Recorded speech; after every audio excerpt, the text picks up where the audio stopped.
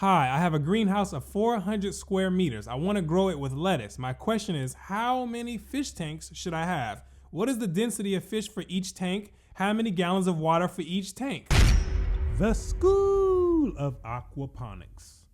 So you have a greenhouse that is 400 square meters and that you want to grow plants inside of it. And from the messaging, it was 20 lettuce per square meter that you want to grow. So my advice to you would be 1 fish tank for every 2 grow beds. And I'm just playing. But I don't know the dimensions of this greenhouse, so we're going to have to fill in some of the blanks here. So this is going to be a pretty much almost a calculated guess on your system. There's a lot of variables that are missing from this question. So growing in your greenhouse space, you're not going to grow 400 square meters of plants inside of that. You're going to have room for walkways and things of that nature. So we're going to break this down using a 4,200 square foot greenhouse, which is similar to what you have. The dimensions are 30 feet or 35 feet wide and 120 feet long. So we're going to give about 30% room for aisles and walkways. We're just going to break it down like that and make it very simple. So this is going to give us about 280 square meters of plant production.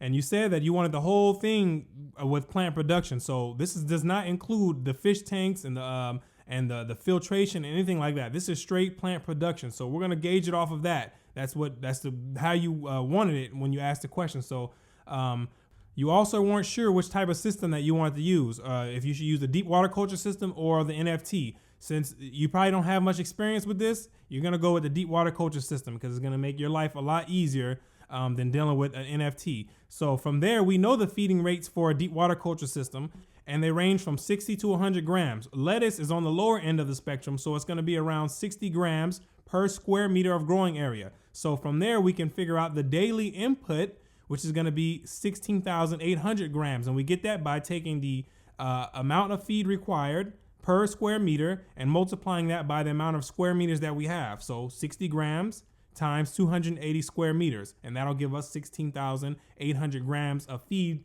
per day.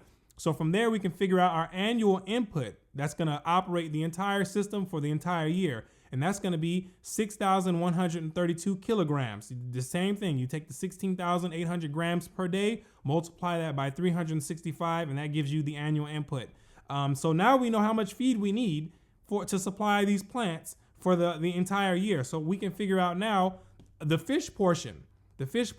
So from there, I don't know the fish that you have. That was not explained. I don't know the fish that you have. So we're going to base this off of tilapia because that's what we're familiar with. And that's what the majority of people are going to be using. So from here, we can figure out the feed conversion ratio of tilapia. And it's going to be around 1.7. That's pretty much an average. It could be lower. It could be higher. It just depends on grower experience and feed quality. And certain other variables, but we'll just use 1.7 to be safe. And from there, we can figure out the feed efficiency ratio, which is going to be 0.59 or 59%. And what this means is for every pound of food that you put in, 59% of it is going to be converted to fish biomass.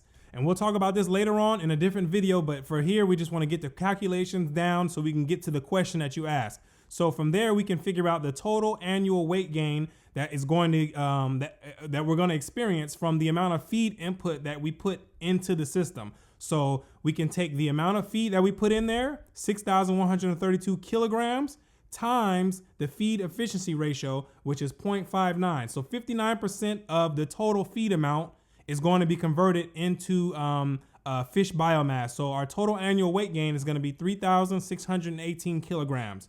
So from there, we can find out our desired harvest weight. We need to figure out how much fish biomass or how much weight do we want the fish to weigh when we harvest them. So we can say 500 grams or 1.1 pounds. And then we can take the initial stocking weight of the fish when we put them in the system, like once we get them shipped in from the fingerling size, we need to know that weight, and then we can subtract that weight from the desired harvest weight. And that's going to give us the amount of weight gain that each fish is going to experience. So if we take the 500 grams for the desired harvest weight and subtract the initial stocking weight of the 50 grams, it's going to give us 450 grams of weight that each fish needs to gain. But we're just going to go ahead and approximate it to 454 grams or 1 pound just to make the calculations a little bit easier.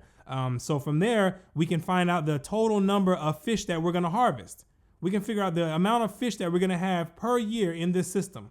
And we do that by taking the annual weight gain, which is the 3,618 kilograms, and we just divide that by the amount of individual weight gain that we're going to experience, which is the 454 grams or 0.54 kilograms. So we'll take 3,618 kilograms and divide that by 0.454 kilograms, and that's going to give us 7,969 fish that we're going to get in this system annually. Now, we're not going to just harvest all the fish at one time. We're going to break it down into a multiple rearing units where we can harvest at different times throughout the year. So for instance, we'll take 4 rearing tanks and we'll harvest every 6 weeks.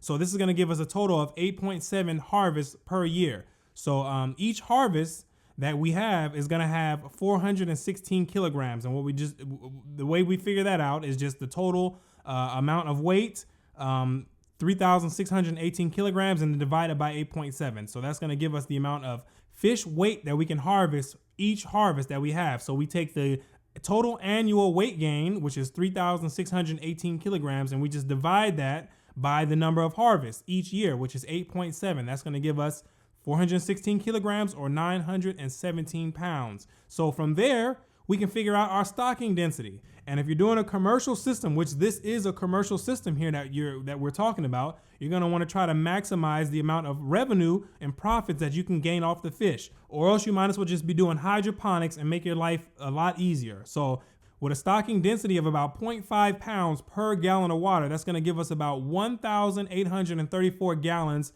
of fish tank. Each rearing tank, each of the 4 rearing tanks is going to need that at a minimum. And we get that by taking the amount of pounds that we're going to harvest for each harvest, which is 917 pounds, and then dividing that by the stocking density, which is 0.5 pounds per gallon. That's going to give us the 1,834 gallons. And from here, you need to make sure that you have a tank that at least gives you a 6-inch freeboarding space. So from the top of the water level, you need about 6 inches above a free space so fish aren't jumping all out and water isn't splashing all out.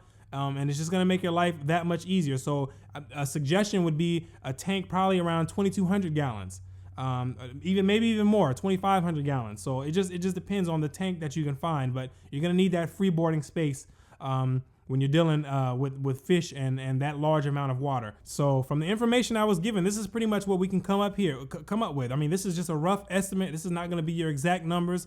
It's just what we're working with from, what the information that we had. So you're going to pretty much have 280 square meters of growing area. You're going to be pretty much feeding about 16,800 grams of feed per day. It's going to give you about 3,618 kilograms of total weight that you can get.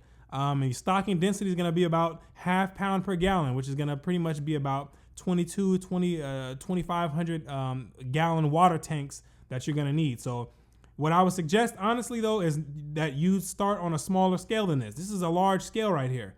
This is something that, I wouldn't jump into if you don't have the experience and don't really have the knowledge. Unless you have like a team of aquaculturists and a botanist, then this is something that I wouldn't jump into. I would take this and scale it all the way down on a small level, start learning from there, take you about 1 to 2 years of learning before jumping into the big leagues like this. Because this is, you pretty much have to know what you're doing when you're jumping into something like this. It's a large investment that's going to, come into this. So I would suggest taking that 400 square meter greenhouse and building a smaller system that you can duplicate and eventually build your way up to something like this, because this is the big boys right here, and you can't jump in here with no 1 fish tank to 2 grow bed ratio type of knowledge. So that's just my honest take on it. And so hopefully this helps you out, helps you get some type of idea from what you can expect. So there's a lot of variables that are missing in this equation that I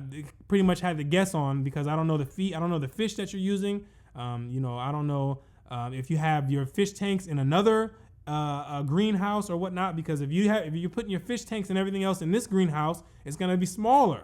You're going to have to condense it and compact it even smaller. So you're not going to get 280 square meters of growing area out of this space, because the fish tanks, your solids removal tanks, your sump tanks, all that stuff is going to take up extra space, a lot of space, especially with these large fish tanks, and you're not going to be able to grow on all that area that you have in there. So that's something that is just to take into consideration. But, scale it down, take it slow, and then you'll eventually work your way up to the God level. This is Brooklyn St. Michael with the School of Aquaponics. Woo!